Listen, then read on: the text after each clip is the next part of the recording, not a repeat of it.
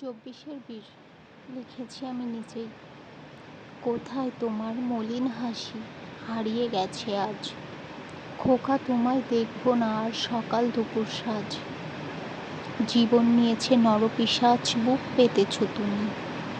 তোমার মতো হাজার বীর যেন জন্মে সকল জন্মভূমি। তুমি ছিলে সেই দামাল ছেলেটি, বুকে খেয়েছ গুলি।